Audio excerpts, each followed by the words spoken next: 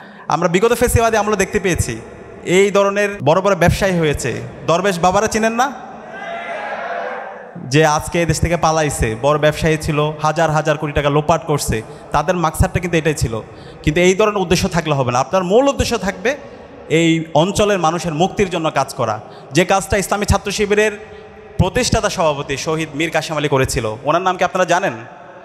শহীদ মীর কাসেম আলী সম্পর্কে একটু জানবেন। তিনি ইসলামী ছাত্র শিবিরকে প্রতিষ্ঠা করেছেন। ছাত্র শিবির প্রতিষ্ঠা করার পরে সারা দেশব্যাপী ছাত্র শিবিরকে ছড়িয়ে দিয়েছেন। এরপর অসংখ্য প্রতিষ্ঠান তিনি করেছেন। সারাটা জীবন তিনি মানবতার জন্য, এই অঞ্চলের মানুষের জন্য, সারা বিশ্বের জন্য তারা কাজ করে গিয়েছেন। তিনি হাসপাতাল করেছেন, স্কুল করেছেন, কলেজ করেছেন, মাদ্রাসা করেছেন এবং শিক্ষা প্রতিষ্ঠান করেছেন, মিডিয়া তৈরি করেছেন। পার্বত্য অঞ্চলের যারা পাহাড়ি আছে, উপজাতি আছে, তাদের জন্য তিনি হাসপাতাল করেছেন। একই সাথে সারা বিশ্বের যারা নিপীড়িত মানুষ আছে, মজলুম আছে, তাদের জন্য কথা বলে গিয়েছেন।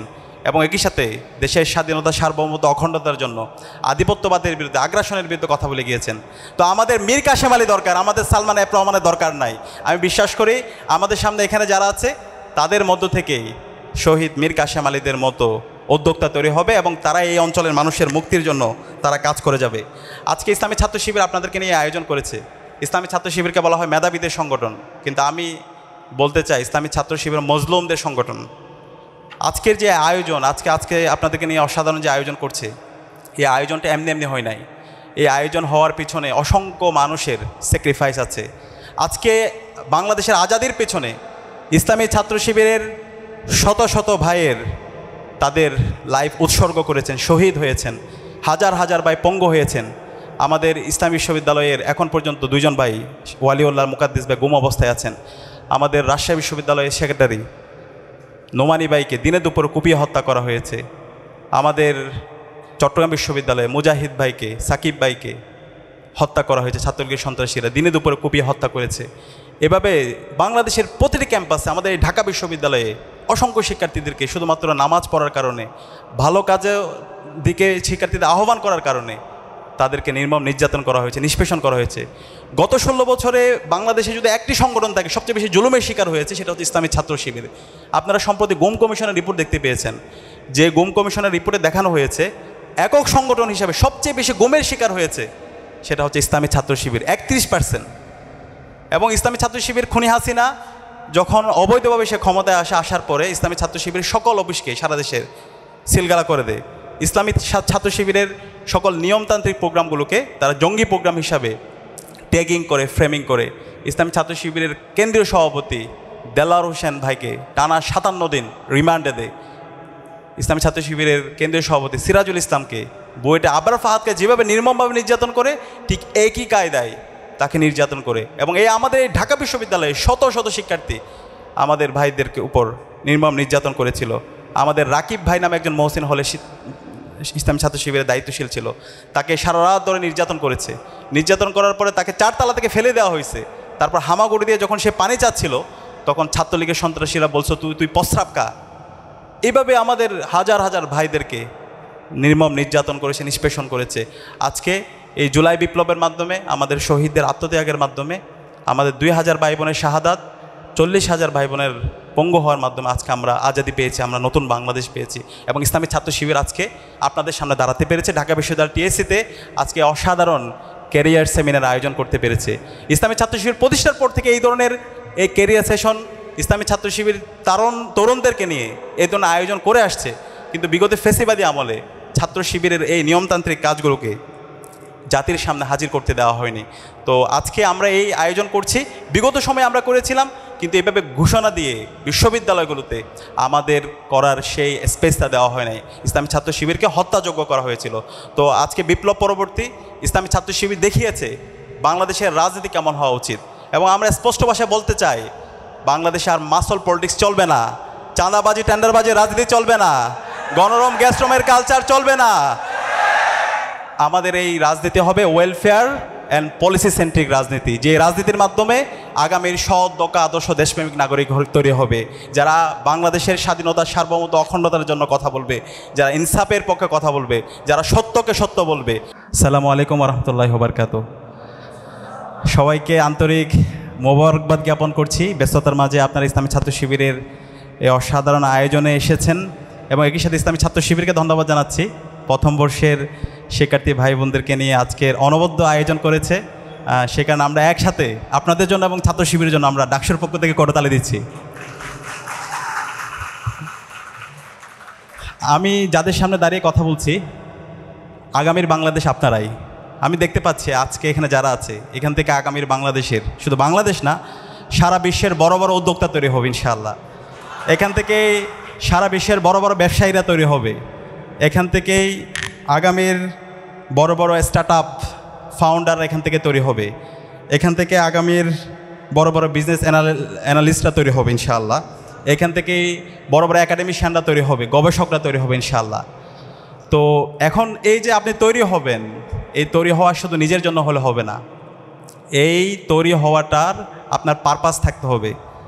ধরেন আপনার পারপাসটা এমন হলো যে আমি ব্যবসায়ী হব, উদ্যোক্তা হব এবং এই উদ্যোক্তা হয়ে আমি বাড়ি করব, গাড়ি করব, গুলশানে ফ্ল্যাট কিনবো, এরপর হচ্ছে আমেরিকাতে অথবা হচ্ছে কানাডাতে আমি সেটেল হব।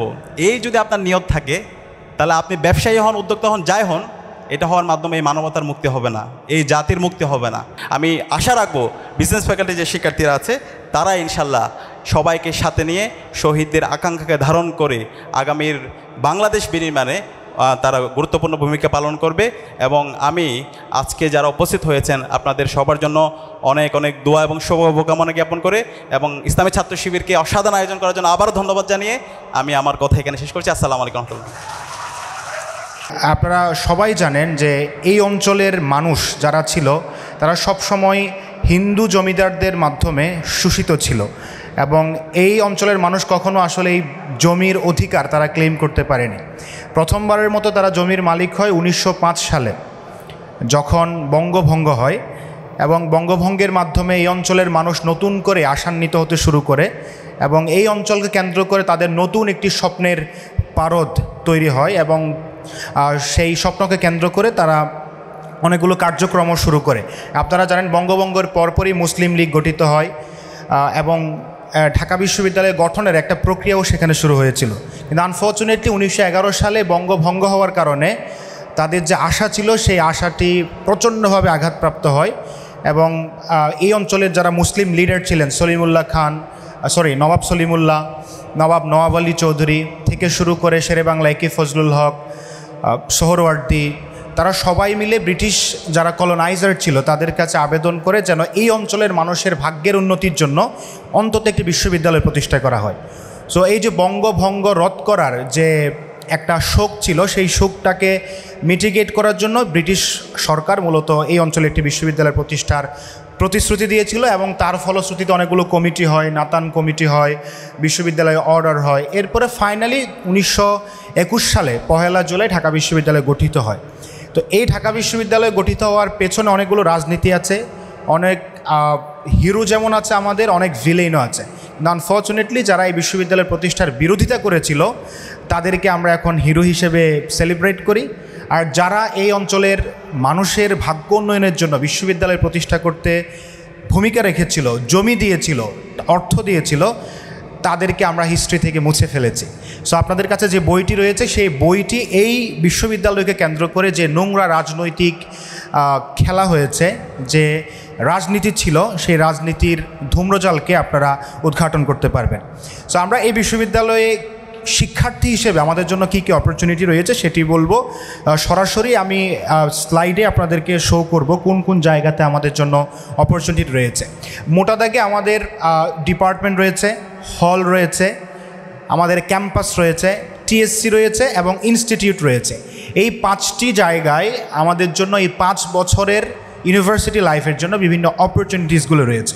সো আমরা একটা একটা করে দেখি। ডিপার্টমেন্টে আপনারা অলরেডি 5 মাস ক্লাস করেছেন এবং অনেক কিছুই আপনারা জানেন, কিন্তু আপনাদের হয়তো অনেকেরই অজানা থাকতে পারে যে ইউনিভার্সিটি লাইফের আমাদের অনেকেরই স্বপ্ন থাকে যে বিশ্ববিদ্যালয়ে গিয়ে আমি বিশ্ববিদ্যালয়ের টিচার হব, অথবা বিসিএস ক্যাডার হব, অথবা আমি চার্টার অ্যাকাউন্টেন্ট হব, অথবা বিজনেস ফ্যাকাল্টিতে যারা পড়ে তারা কর্পোরেট সেক্টর অনেক ভালো কিছু করবে। সো এই পথগুলো পাড়ি দেওয়ার জন্য আমাদের কি কি সুযোগ রয়েছে ফার্স্ট ইয়ার থেকে আমরা এগুলো অ্যাভেল করার চেষ্টা করতে পারি।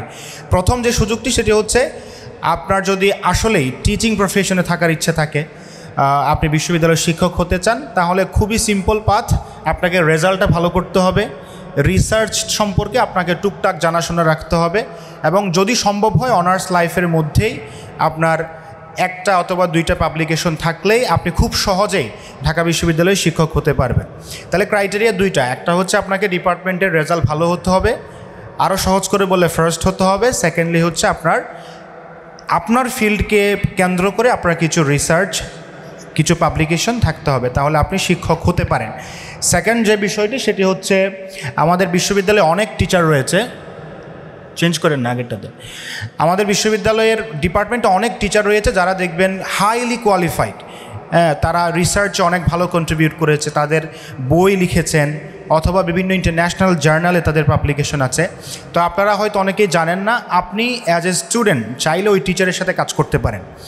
সো এবং টিচাররাও যারা ভালো রিসার্চার তারাও স্টুডেন্টের কাছ থেকে এই ইন্টারেস্টটা চান যে কোনো স্টুডেন্ট তার কাছে গিয়ে বলুক সে কোলাবোরেটলি রিসার্চ করতে চায়। সো আপনি আপনার যে টিচারকে আপনার পছন্দ হয়, যে টিচারকে কোয়ালিফাইড মনে হয় তার সাথে কোলাবোরেটলি রিসার্চ করতে পারেন। দেখা যাবে আপনাকে খুব বেশি কন্ট্রিবিউট করতে হবে না হয়তো রিসার্চে, পুরো কাজটাই টিচার করে দিবেন, কিন্তু টুকটাক কন্ট্রিবিউট করার কারণে আপনার নামটা টিচারের পাশে থাকবে, আপনি কো অথর হিসেবে ওই পাবলিকেশনের ওনার হতে পারবেন। So it's a huge credentials for your career. এই চেষ্টাটা আপনারা সবাই করতে পারেন।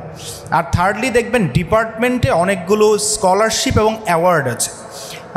যেমন প্রথম বর্ষে যারা ভালো রেজাল্ট করে, এই রেজাল্টের উপর ভিত্তি করে বাকি 3 বছর একটা বৃত্তি দেওয়া হয়।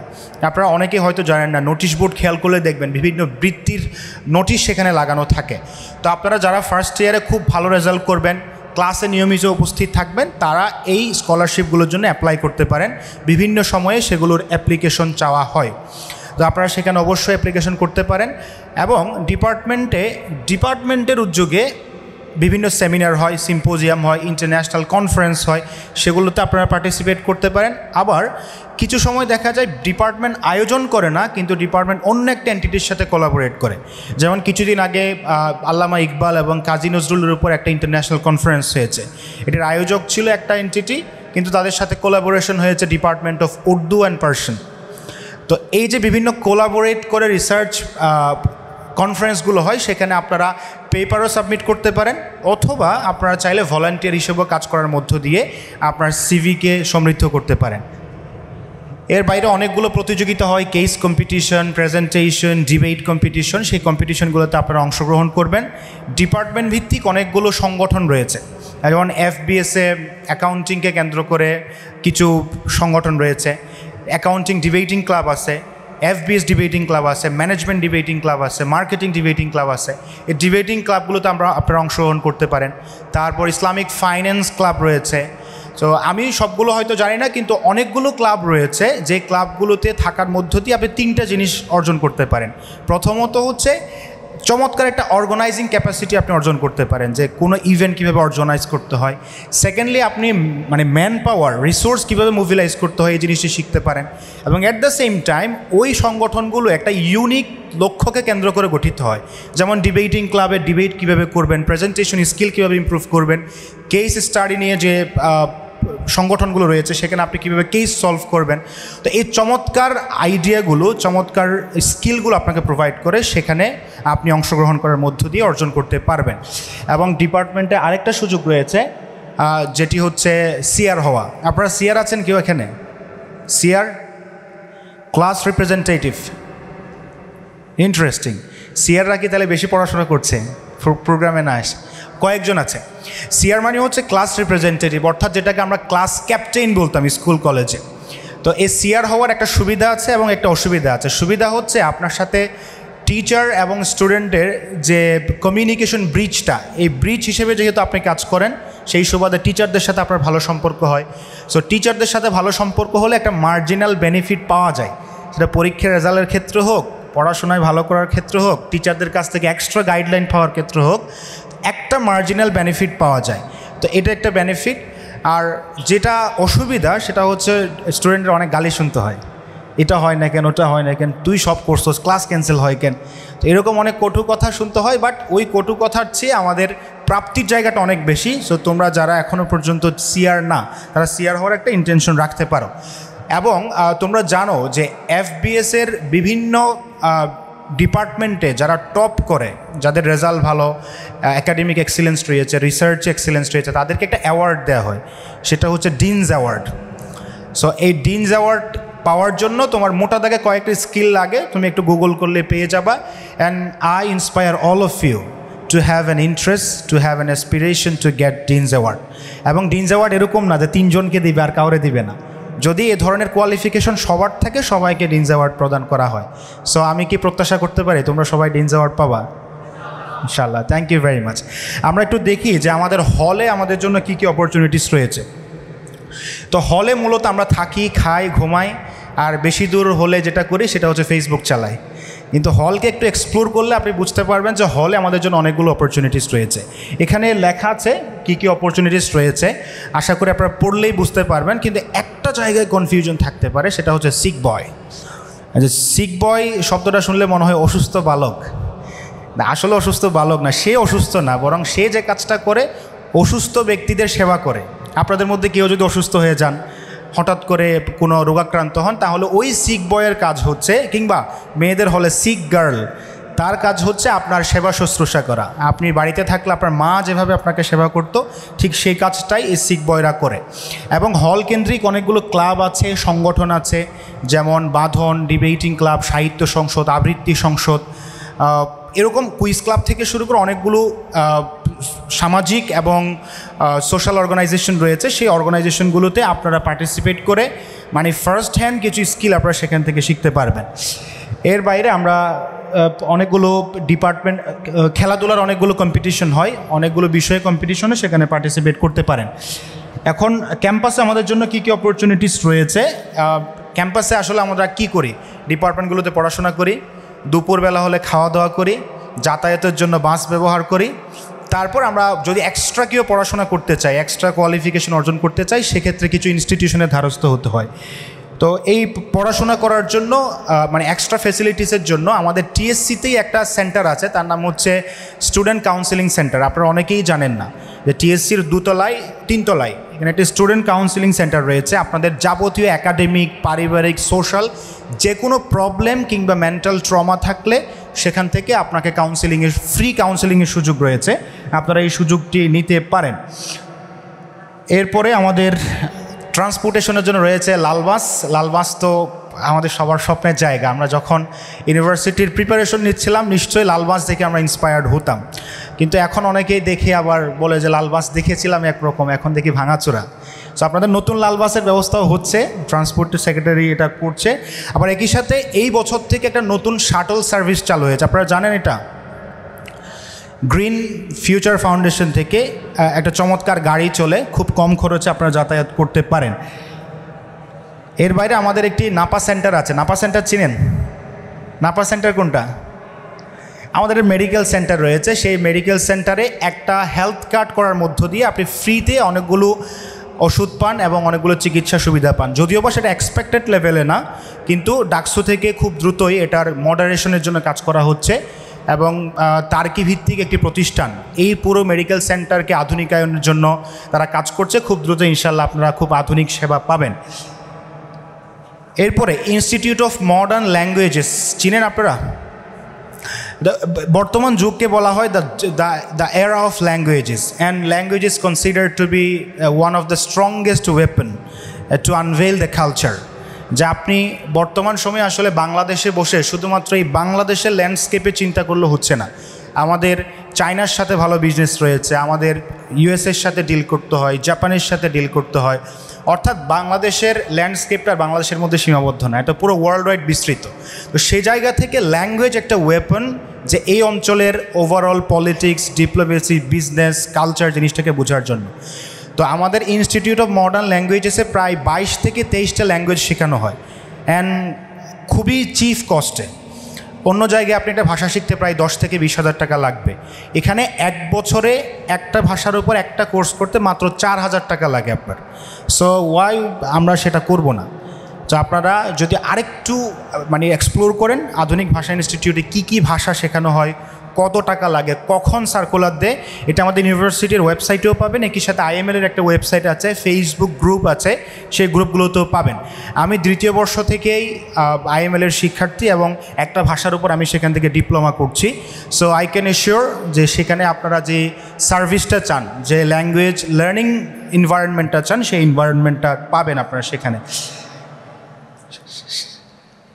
এর বাইরে আমাদের ক্যাম্পাসে যে অপরচুনিটিসগুলো রয়েছে আরও, সেগুলো আপনারা এখানে দেখতে পাচ্ছেন। কী কী লাইব্রেরি রয়েছে আমি আর উচ্চারণ করছি না। সর্বশেষ টিএসসি, যেখানে আমরা বসে আছি, টিএসসি শুনলে আমরা মনে করি চা, সিঙ্গারা, সমোসা, সফ, গান হয়, গিটার দিয়ে গান বাজায়, যার মন চায় এখানে বসে আড্ডা দেয়। বাট এই টিএসসি তো আমাদের কেরিয়ারের সাথে রিলেটেড অনেকগুলো অপরচুনিটিস রয়েছে। তার মধ্যে একটা হচ্ছে আমাদের টিএসসি ভিত্তিক অনেকগুলো সংগঠন রয়েছে। এখানে কিছু সংগঠনের নাম আমি লেখার চেষ্টা করেছি, যেই সংগঠনগুলো আপনাকে কেরিয়ারের কোনো না কোনো পর্যায়ে নানানভাবে হেল্প করতে পারে।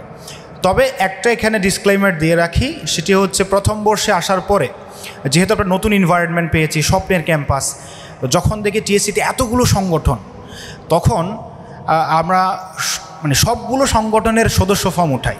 যেহেতু 50-60 টাকা করে পাওয়া যায়, এক একজন দেখা যায় 17-18টা সংগঠনের সদস্য, এবং ওই ফেসবুকের বায়োতে লিখে দেয় যে আমি সদস্য অমুক, সদস্য ট্যুরিস্ট সোসাইটি, সদস্য আইটি সোসাইটি। সো ডিসক্লেইমারটা হচ্ছে এই র্যান্ডমলি প্রত্যেকটা টিএসসি ভিত্তিক অর্গানাইজেশনের সদস্য হওয়ার কোনো দরকার নাই, and it will kill your time. যেটা করার চেষ্টা করবেন, আপনি আসলে ঠিক কোন কোন কাজও মানে পারদর্শী। আপনি কি ভালো আবৃত্তি করতে পারেন, আপনি কি নাচতে পারেন, আপনি কি গাইতে পারেন, আপনি কি ধরেন বিতর্ক করতে পারেন, নাকি আপনি সাংবাদিকতা করতে চান। আপনার ইন্টারেস্টটা খুঁজে বের করে 2 থেকে 3টা সর্বোচ্চ সংগঠনে আপনি অ্যাক্টিভলি পার্টিসিপেট করার চেষ্টা করবেন। And I can assure you, আপনি দিন শেষে একটাতেই থাকবেন, কারণ একসাথে 3-4টা সংগঠন কন্টিনিউ করা সম্ভব হয় না। তো আমি সবাইকে রেকমেন্ড করব ঢাকা ইউনিভার্সিটির ডিবেটিং সোসাইটিতে অন্তত সবাই আসবেন, কারণ আমরা জীবনের যে পর্যায়ে যাই না কেন, মানুষকে কনভিন্স করতে হয়, প্রেজেন্টেশন দিতে হয়, কথা বলতে হয়, মানে মানুষের সব কিছুর জন্য আসলে কথাটা খুব বেশি ইম্পর্টেন্ট, প্রেজেন্টেশনটা অনেক বেশি ইম্পর্টেন্ট। সো ডিবেটিং সোসাইটি যেহেতু এই আর্গুমেন্টেশন, কনভিন্সিং ক্যাপাসিটি, প্রেজেন্টেশন স্কিল, এই জিনিসগুলো নিয়ে কাজ করে, আমি আপনাদের সবাইকে বলবো ডিবেটিং সোসাইটিতে অন্তত সবাই আসবেন। এবং আপনারা জেনে খুশি হবেন, আমাদের ছাত্র শিবিরের সভাপতি এবং ডাকসুর জিএস ফরহাদ ভাই কিন্তু একটা ডিবেটিং সোসাইটির সভাপতি ছিল। আপনারা জানতেন এটা? কবি জসিমউদ্দিন হল ডিবেটিং ক্লাবের ভাই সভাপতি ছিল, এবং ঢাকা ইউনিভার্সিটি ডিবেটিং সোসাইটির সহসভাপতি ছিল। আমিও ছিলাম, সেটি বলছি না আর কি। তো সে জায়গা থেকে এখানকার ভালো একটা এনভায়রনমেন্ট পাবেন।